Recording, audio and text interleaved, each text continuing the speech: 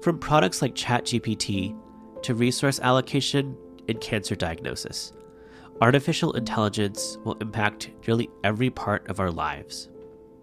We know the potential benefits of AI are enormous, but so are the risks, including chemical and bioweapons attacks, more effective disinformation campaigns, AI-enabled cyber attacks, and lethal autonomous weapon systems.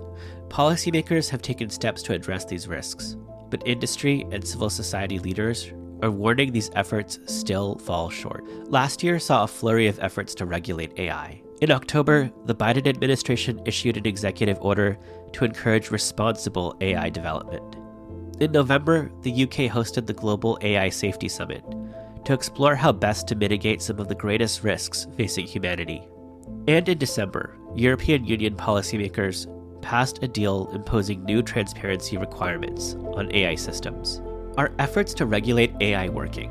And what else needs to be done? That's the focus of our show today. Welcome to the Just Security Podcast. I'm your host, Paresh Shah. Co-hosting with me today is Just Security Senior Fellow and Strategy and Policy Fellow from the University of Oxford, Brianna Rosen.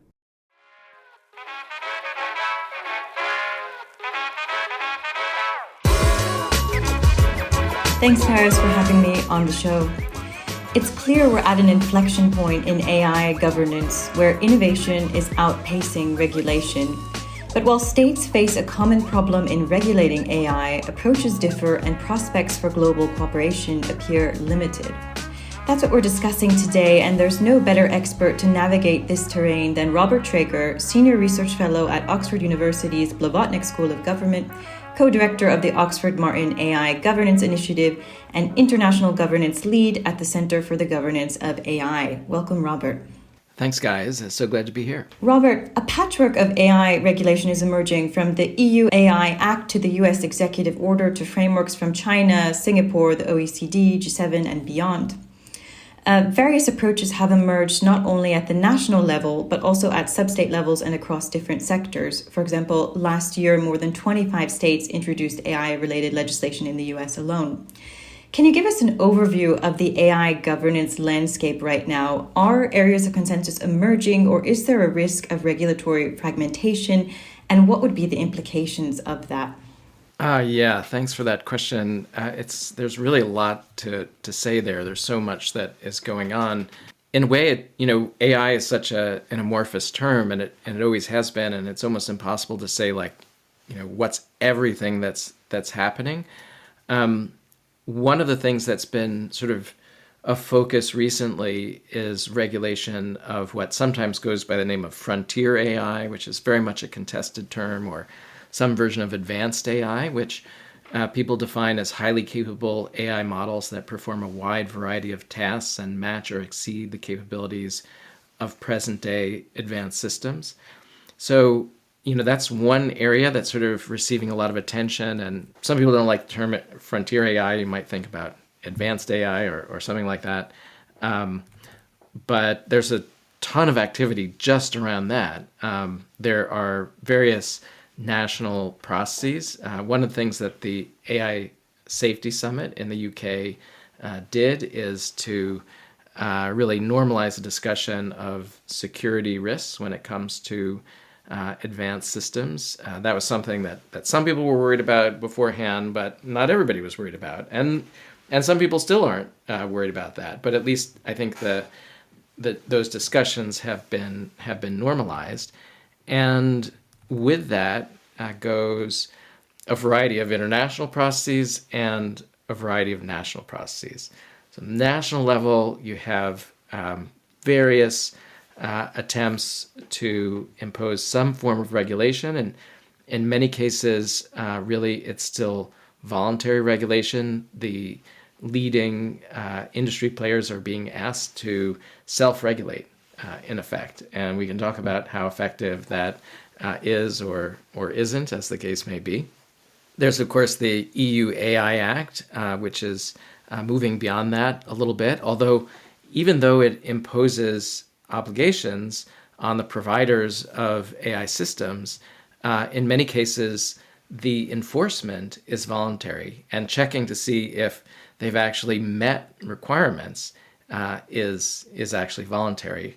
So we have a variety of national processes. Also in China, we've had a few laws there that have been passed that relate to AI. Actually, China is one of the earliest adopters of binding regulation. And then we have the executive order and things surrounding it in the United States, which again it's not a law, it's an executive order. So it doesn't have the force of law, but it's leveraging some laws and the power of the executive in order to place some disclosure and other requirements on AI firms. And then there's international processes. And there's a variety of these in the G7 and the Hiroshima process. There's a lot of discussion at the OECD. There's something called the Council of Europe formulating some principles which, when adopted, would have the effect of law. And the UN, of course, is now getting into the game and has the high-level advisory board. And that's been very high profile. It's clear that Secretary General Gutierrez is very interested in AI. He wants to do things on AI. He has said as much. And what that will be is still very much uncertain from a governance perspective. So the High-Level Advisory Board has actually released its preliminary report. That preliminary report defines some essential functions that governance at the international level should fulfill, but it hasn't converged on mechanisms of governance for doing those things. So that's still very much under discussion. And exactly what should governance look like, that's still very much under discussion. I think I covered a lot of what's going on in the world, but not everything. There's so many things that are happening. Yeah, that's a lot to cover. There's a lot happening. Where do you see the fault lines in these different approaches? Where are they diverging the most? I think it's actually too soon to say how much they are diverging. In terms of governance, where the rubber really hits the road, we don't really know exactly what they're going to do. And at the level of principle, there's extraordinary convergence. At the level of principle, most of the statements that we've had so far have been about principle. And now we're just at this kind of precipice moment, which is very difficult for member states and international actors. And we've seen that before. I mean, if you think about climate change, there was a similar moment in the climate change movement where people realized we need to move from sort of the principle of this is happening and we need to do something about it to, well, what are we really going to do exactly about it? And that transition is really hard.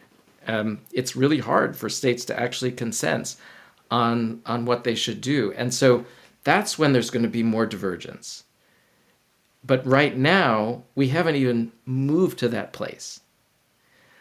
I mean, where you can see the beginnings of divergence is some states will want things to be regulated through the UN.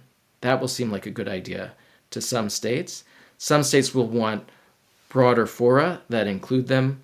Other states will want narrower fora that include them and exclude some other states. So that's the kind of thing that you can see already.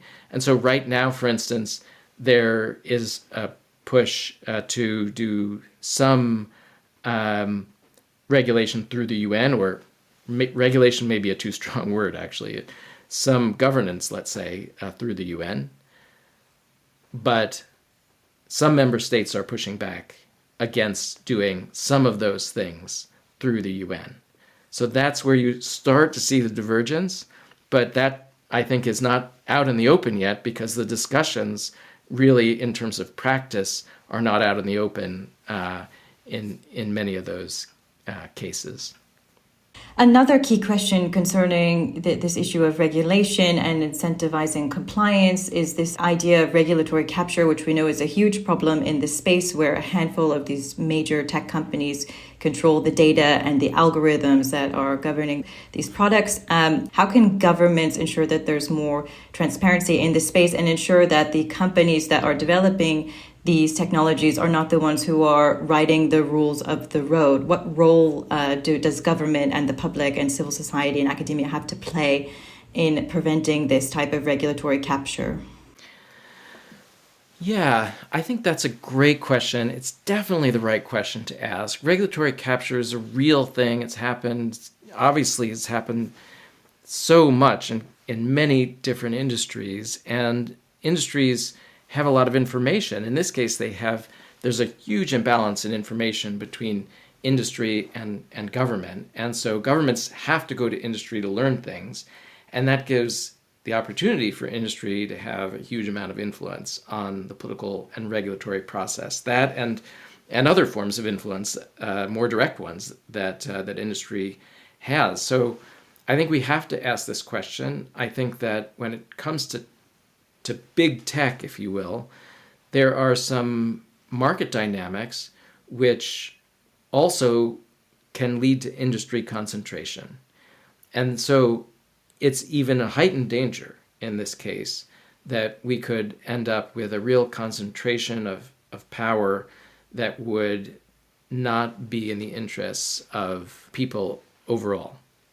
I think we also, however, shouldn't assume that any call for regulation represents industry capture.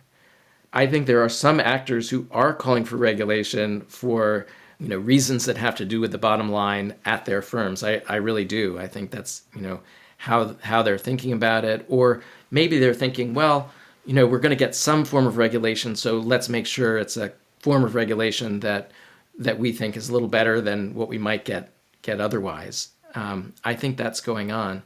But I also think there are actors that really feel the need for regulation. And I think some of these folks, it's like, even if they trust themselves, they think that they can do it. They can create a product and make it safe. And, people who lead companies tend to be sort of confident folk. And I think that they have a lot of confidence often in themselves, although not always, but they're worried about the other company. And they feel like, well, we better have regulations so that I don't have to worry about what those other companies might do. That's a long way of saying I think that we should be worried about it, but I think that we can't be so worried that we don't take proposals for regulation seriously. We've spoken elsewhere, Robert, about the summit after the summit in the UK context and what we should be looking at next. But regardless of whether you think that the UK AI Safety Summit was a success or a failure, it does seem like we're in this cycle of summit after summit after summit on AI. With the Korea summit coming up in May 2024 and the one in France coming up in November. I wonder, in your view, what should the next global AI summits seek to achieve, and what can policymakers do now to lay the groundwork for success, so we're not simply coming up with a laundry list of broad principles, but actually starting to operationalize those principles in a meaningful way, in the ways that you've described earlier? Yeah, well, one of the funny things about having summit after summit is that there's kind of a good side to it and a not so good side to it. The good side is that when you feel like you didn't achieve everything that you wanted to in one summit, you're hopeful because you think, oh, well, I have another summit to do it, and it's only in 6 months, so that's great. The problem with that, too, is that there's a lot less pressure to achieve what we need to achieve in any summit because political leaders can kick the can down the road. So it's great that we have this summit process. I think it can play a useful role because it is a place where sets of actors are coming together that probably wouldn't be coming together in any other fora. And so I think it does offer something different from the other fora that are out there, and in that sense is useful.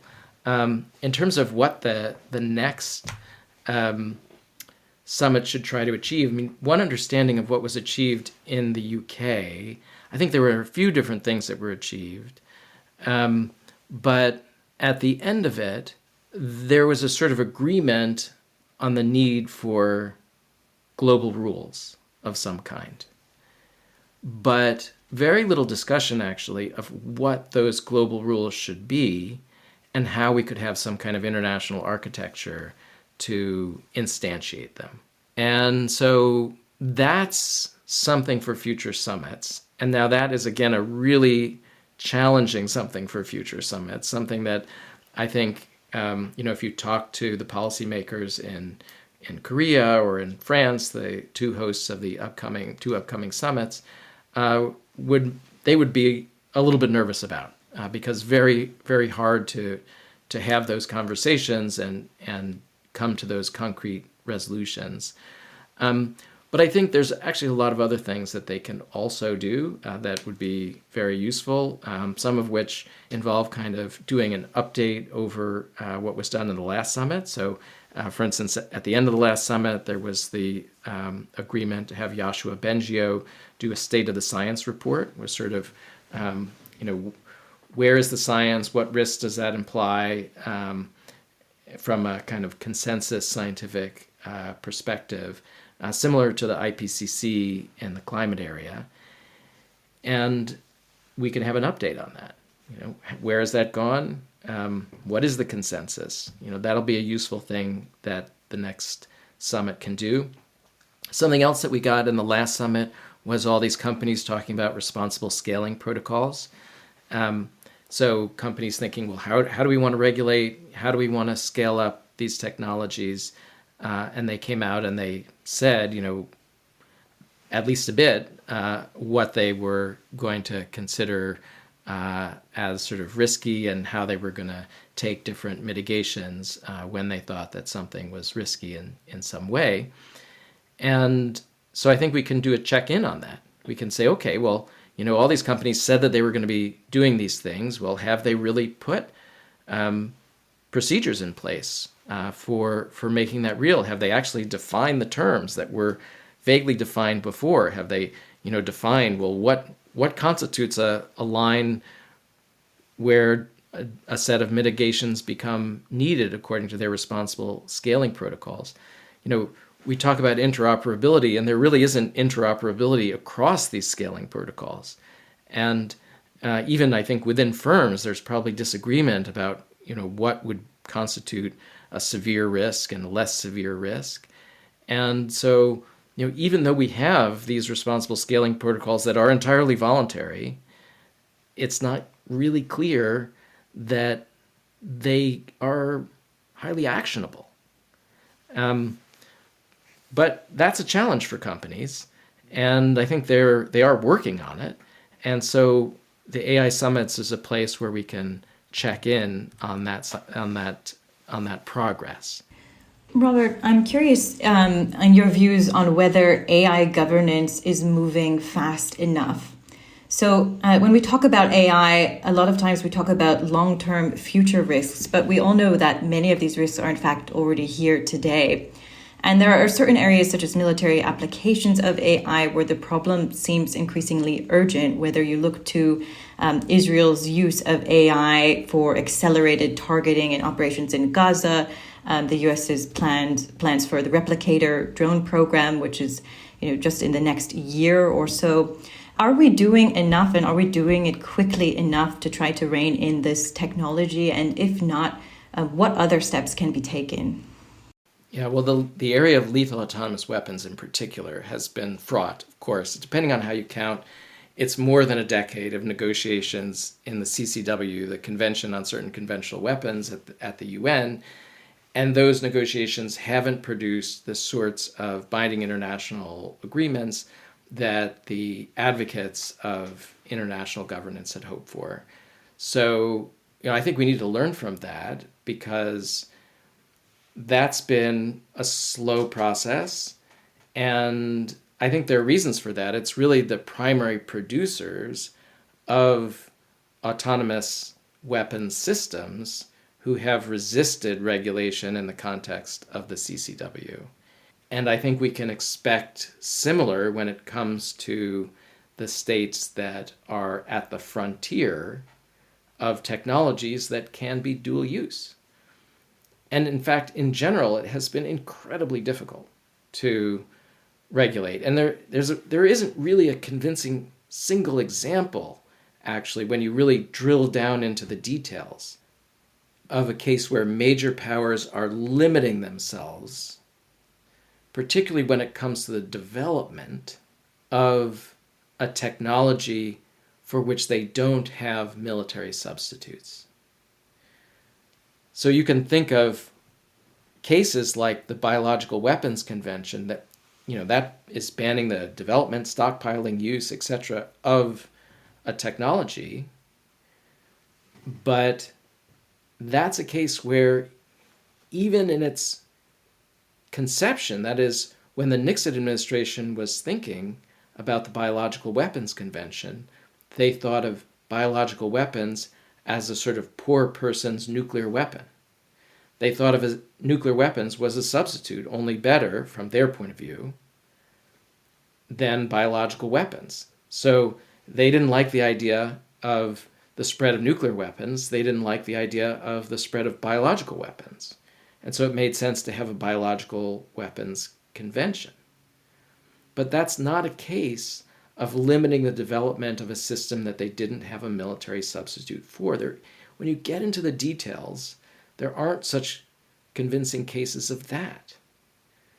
So I think arms control everybody knows arms control is challenging, but it's actually more challenging for dual-use technologies like advanced AI that there aren't military substitutes for. That doesn't mean that we can't do anything. The solution for nuclear weapons was non-proliferation and norms of use. And maybe we can do some things like that for AI. We can certainly think about non-proliferation. And I think in the area of lethal autonomous weapons, that's, I think, a really fruitful area to think, because some of the worst misuse cases when it comes to autonomous weapons have to do with their proliferation. If it's just, the US, China, and Russia, well, that's not a perfect world. I mean, far, far, far, far from it. But if it's lots of countries around the world that have autonomous weapons capabilities and sort of swarm capabilities, if we're going like 1 or 2 generations down the road, that's probably a more dangerous world from the point of view of security. So I do think non-proliferation is very interesting in this case. When it comes to norms of use, we have this additional challenge over the nuclear case, because when a nuclear weapon goes off, you usually know that it's happened. But you don't actually know often that an autonomous technology was used. It's always contested. They can say, oh, it was just drone technology. There was a human controlling it or something like that. And if it's advanced AI, they can say, oh, no, we weren't doing anything. That was just, whatever, some system, but it wasn't whatever the set of restricted systems is, it wasn't that. And so it's hard to know if the line was crossed. And when it's hard to know if the line was crossed, then it's hard to get everybody to agree to the line, because some actors will feel, well, maybe they'll agree to the line, but those other actors, they're going to cross it and say that they didn't. And so the first set of actors will say, well, we're not going to agree to it because we don't trust the others to agree to it. And so there's this additional challenge in norm creation in the space. But as I say, I do think that there are things that we can and should be doing in the armament space. And of course, there's been talk about creating some kind of IAEA for AI, but of course there are, as you point out, Robert, there are different challenges associated with AI that don't exist in nuclear non-proliferation. We can't track enrichment stockpiles like you do for nuclear non-proliferation. There's the problem of attribution, which makes it really hard to think about when those lines are crossed. Is that really the best model for thinking about AI governance? Or is there or would you say there's a different type of model that would be more applicable? Yeah, I think right now, even though a lot of people talk about IAEA as a model, a lot of those folks don't really have a clear understanding of what the IAEA does. So the IAEA took on the mandate of enforcing the Nuclear Non-Proliferation Treaty, and so it's doing that. It's not really enforcing regulation between the declared nuclear powers very much. And so I think all these folks that say, oh, we need an IAEA and AI, I think they have in mind something which actually is governing relations between the US and China and other major AI powers. So I think, sort of from the get-go, and also for other reasons, in addition to that reason, the IAEA analogy isn't a particularly good one.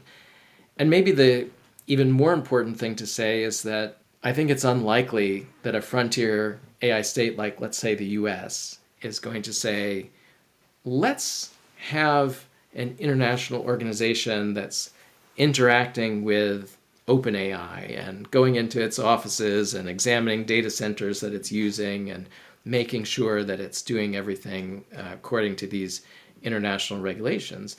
For one thing, given that this is a dual-use technology, that would be a highly proliferating moment to have an international organization that was governed internationally going and doing something like that. And everybody has always thought that the IAEA had quite a few spies in there in the IAEA. And so I think, states would reckon with a lot of information being made available through that path if there were such an international organization. So I think it's unlikely that security communities in frontier AI states are actually going to allow something like that. Now, is there something else that we could do? I think there are some other models. I happen to like the model where we think about doing similar things to what's done in some other industries, like the International Civil Aviation Organization and the civil aviation industry, or the International Maritime Organization, or the Financial Action Task Force, and in fact other industries. And what they have there is an international body that is not auditing firms in states, it's auditing the regulatory apparatus of states to be sure that those states are regulating their own firms in an appropriate way.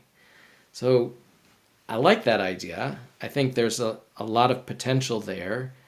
That's the kind of thing that I think would be more palatable for states, including frontier AI states. There's been so much hype surrounding AI, and there's been so much discussion on AI governance and what are the ethical principles, the laws, and the policies that should regulate it. Are there any areas in this conversation that you think have been missing from the debate? Is there anything that we're not talking about that we should be talking about instead? I think, one of the things that's really hotly debated is whether we should just be talking about quote unquote near-term things and long-term things. And the way that people talk about that, it's like long-term is just these, some people talk about existential risk or catastrophic risk, and that gets identified with long-term, and let's hope that that really is long-term. But I think that there's a lot more to think about when it comes to the implications of the technology that isn't quite here today, but could be here soon. And I really wish people, when they were talking about things, they were wrestling with some of those things a little bit more. So, we have a whole set of concerns about the technology that's here today that, thank goodness, a lot of people are thinking about, and that's essential. And, we have potential issues when it comes to catastrophic risks, let's say, in the future.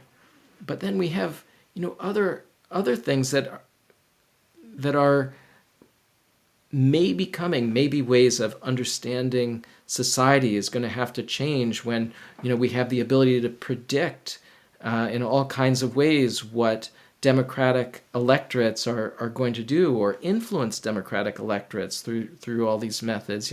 This year we have more elections than ever in the history of the world, and the impact of these technologies on elections, both today, but also, what if it's the next generation of the technology in 2 years? What effect does that have on elections? I think, that's the kind of thing that I wish people were talking about a little bit more, but I think it gets lost because of the way that people break down kind of near term and long term. We've talked a lot about risk, but we haven't talked about how can we ensure equitable access to the benefits of AI, which are likely to be concentrated in a few powerful states and companies. And that's also, I think, a huge issue going forward. Not only how do we mitigate risks versus benefits, but how do we ensure equity in doing so? Exactly. I mean, it's an essential issue that everybody is talking about, but I don't think there's that much thinking about, well, what's the institutional solution to be sure that we have broad-based access to the technology and also broad-based voice in the governance of the technology. And I think there's another thing which is sort of interesting in that often there's this idea that, well, regulation is maybe a kind of a bar that will be hard for countries in the global majority to meet. And global majority is an interesting term in this case because, if we're talking about frontier AI countries, then maybe that's like just a few countries. So the global majority is like everybody else. It really is an extreme majority. So I think many of those countries worry that, well, if there is an international standard, will it be the kind of thing that excludes them because it's hard for them to meet it? And I think that is a danger. That's really important to think about. And, if we're going to have a regulatory regime, we need to be sure that doesn't happen. And in fact, the International Maritime Organization or the Civil Aviation Organization, they have actually really interesting and significant programs to help the regulatory systems of countries to meet international standards. So I think, that would be something that's very important. But the point I also want to make is that regulation isn't just a bar to be met. It's also a way to govern these technologies. And once we have some sort of global governance framework, then we can really talk about, well, what are the institutional aspects of it that are going to ensure voice and access for the global majority. But without some sort of global governance framework, I don't see how we have broad-based voice and access. I suppose one challenge is just developing the right standards, and then the challenge after that is how do you actually enforce those standards and ensure compliance, particularly given the difficulties of going back and checking AI and the pace and scale at which this type of work is occurring, and the difficulties of accessing the data and having transparency with the companies that own it or the governments that own it. A whole slew of problems beyond just what is the correct regulation. And as you said, the difficulty will be going from those high-level principles and operationalizing them down as well to something that actually impacts the day-to-day life of everyday citizens for the good and to protect their individual rights and data. Robert, if governments could do just one thing on AI regulation in 2024, what, in your view, should it be? Woo! I don't know. That's a tough one because I think we do need a slate of things. And I haven't really thought in terms of prioritizing all of those different things. So maybe I'll just take a little bit of pressure off myself and say, this is the first thing that comes to my mind. So the thing that comes to my mind is, I think right now there was sort of celebration when companies were releasing these responsible scaling protocols. But as I guess I mentioned before, there isn't really a clear set of lines for, well, when are they in one regime in terms of the required mitigations and when are they in another. So I think really actually defining what those lines are and then specifying what the mitigations are that are required after each of those lines, that would be something that would be really useful. I'm not saying that it is the single one thing that should be done, but it would be really useful if governments could do that. Robert, this has been so helpful. Thank you again for joining the show, and we'll be following all of this at Just Security. Thanks again. Yeah, thanks so much, Robert. Great to have you on the podcast. Thanks, guys.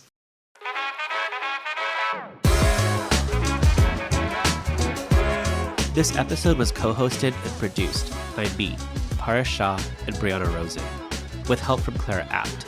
Our theme song is The Parade by Hey Pluto. Special thanks to Robert Traeger. You can read Just Security's coverage of AI, including our ongoing symposium on AI governance, power, justice, and the rule of law, on our website. If you enjoyed this episode, please give us a 5-star rating on Apple Podcasts or wherever you listen.